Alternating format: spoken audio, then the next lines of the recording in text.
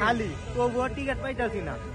যারা খেলার কিচ্ছু বুঝে না, 4 দোকানদার হেগর কাছে টিকিট 10টা 15টা কইরা, তাহলে আমরা কি করবো? আমরা কেমনে হোটেলে খাইতে গেছি, বাসের কথা না জিগাইয়া আগে জিগায় যে টিকিট কয়টা লাগবো, তাহলে কেমনে আমরা খেলা দেখবো? এমনি কি খেলা দেওয়া যায়? 3000 টাকা গাড়ি ভাড়া দিয়ে ময়মনসিং থেকে আইছি, এখন কি রিটার্ন যাবো খেলা না দেখিয়া?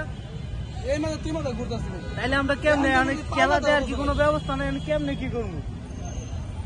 যারা খেলার না বুঝে তাগর কাছে টিকিট, অথচ আমরা কোনো টিকিট কাউন্টার নাই, আমরা কোনো টিকিট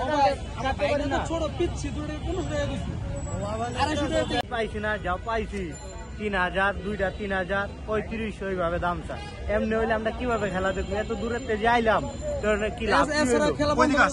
আমরা ময়মনসিং থেকে আইছি, এখন আমরা তো টিকিট পাই নাই, উল্টা যে কারো জিগা কোনো ব্যবস্থাই পাইতেছি না। তাহলে আমি কেমনে কি হইব? ভালো ছিল, আমরা টিকিট কাউন্টার টিকিট পাইছি, এবারে আমরা হেরেও পেলাম না। কাউন্টার টিকিট নেই, ব্যাংকের টিকিট নেই। 3 দিন আগে টিকিট, আজকের খেলা টিকিট 3 দিন আগে কেমন বিক্রি হয়? ব্যাংকের বলতে টিকিট আগে বিক্রি হয়ে যাচ্ছে কেন? তাহলে যারা আজকে আসতেছে তারা টিকিট খেলা দেখতে আসছে না, খেলা দেখতে আসছে।